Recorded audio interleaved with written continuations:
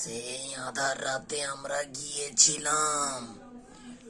ওইখানে একটা সাদা কাপড় বিঁধে বসেছিল, আমাদের দিকে দেখছিল।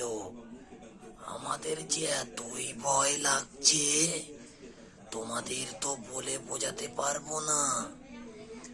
তোমরা যেইখানে এটা দেখবে তোমরা সামলে থেকো, কেন ও খই দিয়েছে তোমাদের, কাউকে ছাড়বে না।